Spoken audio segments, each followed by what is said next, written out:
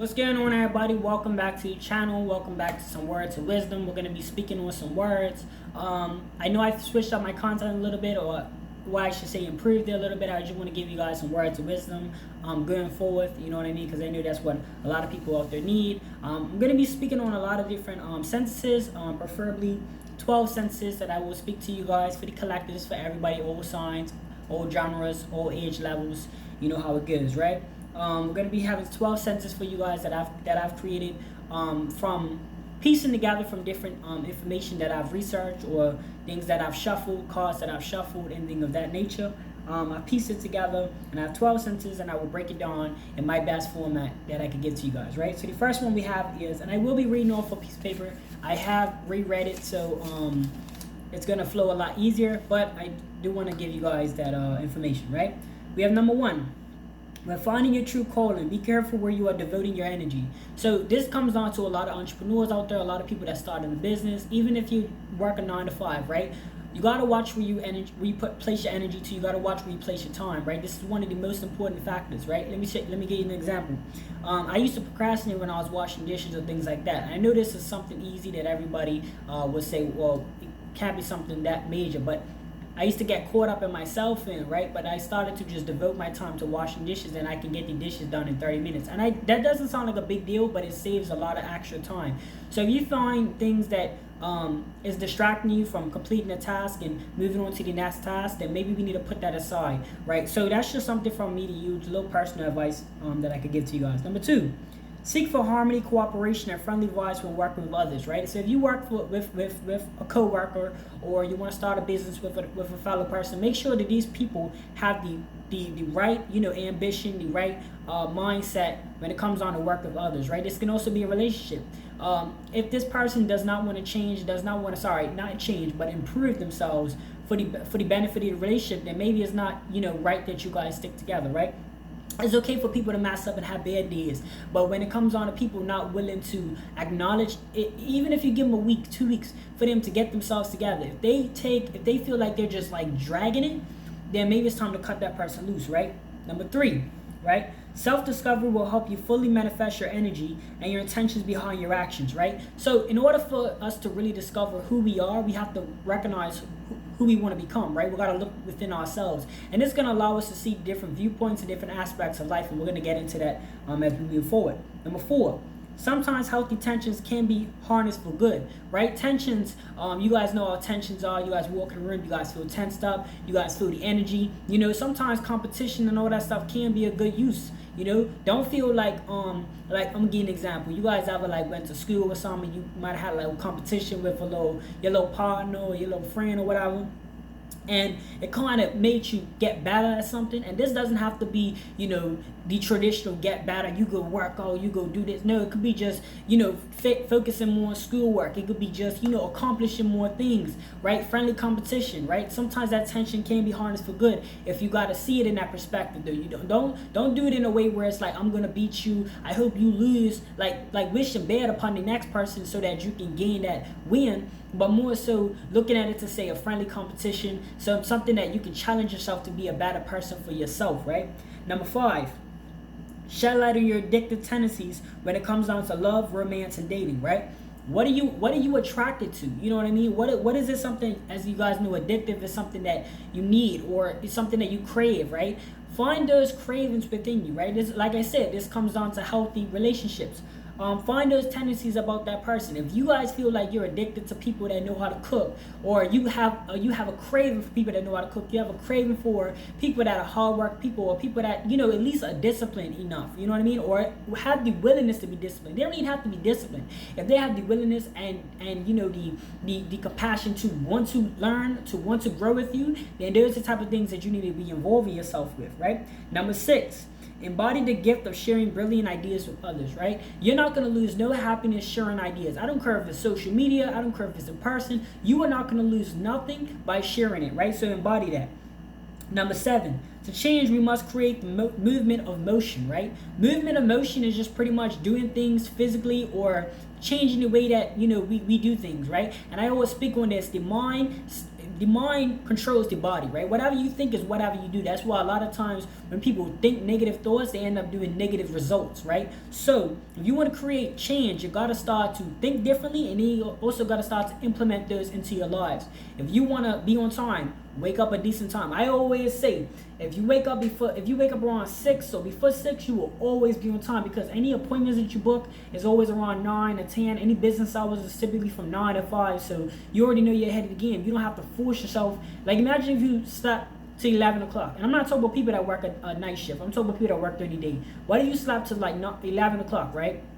On a regular, even if you're an entrepreneur. But then one day you got to make 9 for an appointment. Then you're going to try to, it's going to be tough for you to get up. I always say just get up a little earlier so you can always be ahead of the game, right? These are little simple things that trust me, they're not simple every day. Sometimes it gets hard, but when we stay on it, we stay on point, right? But yeah, it's just changing your actions and things like that. Number 8, throughout the process of life, adapt your ability to endure difficult moments with hope that life improves.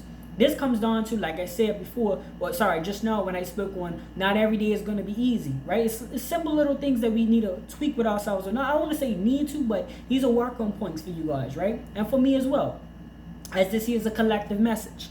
When it comes down to it, when it comes down to it, we gotta have that mindset that, hey, I'm going through this rough situation, and I try to talk to my family members. Some of them listen, some of them don't. It is what it is, right? That's another thing. You guys can share the information. If they take it, it's up to them. But I try to tell them, like, look, don't look at my life and feel like my life was perfect. You know what I mean? My life wasn't perfect, but I had to work with what I had. A lot of people, I'll say me as well, me included, because I used to do this too, complain about our situations to others and expect them to feel our pain, when in reality, nobody's going to feel the way that you feel. It's just how it is, right?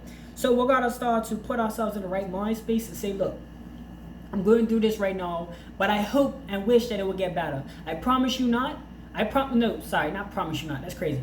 I promise you that I lied to you not. That's what I meant to say. I lied to you not that it will get better, because you're going to be putting that energy out there that you hope that it gets better. You have faith, and you're showing your higher power that you have faith that He's going to make it work out for you, right?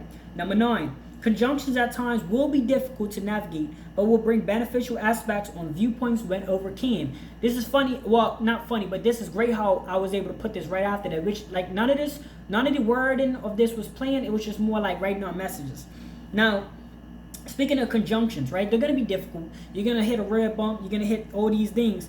But it's going to bring beneficial once you start to see different ways. Like, for an example, I don't know if you guys know about a maze, right? If you know a maze, you're going to hit them blockages. You ever been through a maze, or you ever did the maze on them little, I'm sure, well, I won't say everybody's done it, but if you guys ever look up a maze on Google search, it shows you these little, when you're traveling down the maze, you're going to hit these road bumps and things like that.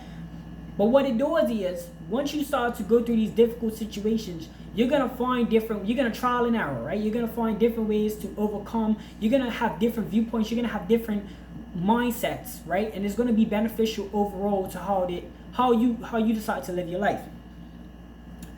Number 10, personal karma may be holding you back to ensure you take accountability for your past actions, right? I've went through this, you know what I mean? I've been through situations where, I wondered why things would happen to me, but that's because the things the things I might have done in the past, that might have been good or bad, we don't know, right?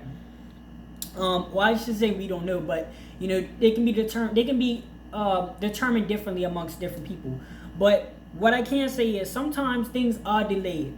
Sometimes sometimes we just have to stop blaming others in a way, because, like, I can name a situation where I got into a fight with one of my family members, and I kept blaming them. And then I realized why, I feel like I didn't feel like I was like, how like something's over and you feel like you should have overpassed it, or you should have overcame it. And I still felt like it was this weight on my shoulders about it, But I had to recognize my influence as well. And that's when I know that, okay, the situation is 100% resolved, because I know for myself that I'm done with it. I've recognized my flaws. I've recognized where I need to get better in. And that's how I decide to move in life and move accordingly with life. So So you feel like something's holding you back. It's probably just a delay right now so that you can self-reflect. Yes, people have their flaws. Yes, somebody done you wrong as well. But we also have to self-reflect to be able to say, okay, how can I avoid that if it happens again? You know, if a new person comes in my life, how can I avoid, you know, allowing this person to do me that like that again? You know what I mean? So sometimes we just have, sometimes the higher power delays a relationship, a home, a car, or whatever the case is, whatever thing that you're craving or want or you feel like you need. They're gonna delay that so that you could, you know, get your life sorted. When I say life, I'm talking about your mental space, your spiritual space, all of that. Get that sorted. So then when they give it to you, you're prepared to take it on. Hopefully that makes sense to you guys, right? Number 11, healthy competition will be beneficial once remain patient throughout the hard work. Competition, leading back to what we were talking about earlier, right? If you work hard, right, and you focus on yourself and you self-reflect on where you're trying to go in life, and you have this other person, let's say your uncle, your auntie, or whatever, and competition could be like, you look at them and you say, you know, I see what they did, I'm gonna do a little bit better, you know, to yourself. You know, you're not like coming at them like that, but it's like to yourself, you're kind of putting yourself on that in that improvement mindset. And a lot of people look at that as like arrogant or toxic, but it's not, because if somebody truly loves you, they will want you to do better than them. You know how it goes, like kids say, you know, your parent, you say you want your kids to do better than them. So typically that's some good healthy competition. You and your uncle or you and your aunties, you know what I'm saying, y'all going back and forth, y'all not like an argument way, but like they're doing something, you're like, yo, I could do that too. Like, you feel me? That can be a beneficial to you guys, right? As long as you stay patient. Patience is key too. Like, being patient means not trying to overtake it when you gotta wait your turn. So you see your uncle or your auntie doing something great. You're still in high school, they're in college, they're doing what they gotta do. And I'm not saying, like, I'm not, like I said, I'm not glorifying or anything about college or job or specifics, none of that. I'm just giving an example. During college, you're in high school. Before you go to college, you gotta graduate high school. So it's about putting in that hard work and then being patient while you're putting in that hard work. So you're studying and doing all of these things to get that career that they now have, a mechanic, a doctor, a lawyer, whatever the case is. You're staying hard, you're doing your hard work, but you're also remaining patient, and that keeps you humble throughout that healthy competition that you guys are battling. So while you're so busy competing, or so busy on this track, it's giving you motivation to stay on your game, if that makes sense, right? So where you have a real reason to do it, or not saying like you're doing it because of them, but you have some type of competition, if that makes sense to you. Hopefully that does make sense, right? Last one we have, number 12, is always embrace personal evolution when necessary. If you evolve, if you get better, if you do anything that you feel like you have just maximized yourself, you have got on this new journey. I don't know what it could be, but give yourself props. Give yourself that pat on the back, that good job, man, that's what's up. Jam out a little bit in the mirror. Reflect on yourself. Do whatever you want to do that's going to really, don't do nothing extreme where it's like gonna like stop you from continuing your goal. Like you on this grind where you wake up early in the morning and you go drinking and get so drunk you can't even stand up. Don't do nothing like that. You feel me? Because that's going to mess up your whole game plan. But if you want to go out for a little drink, or you want to pat yourself on the back, or you want to tell yourself you did it, you made it, if you see growth, give yourself credit. Because let me tell you something. One of the biggest mistakes that a lot of people have when they're successful is like they talk about the deathbed. A lot of people wish they would have did more, wish they would have appreciated, wish they would have, done this or done that. You got to give yourself a little bit of what we used to call it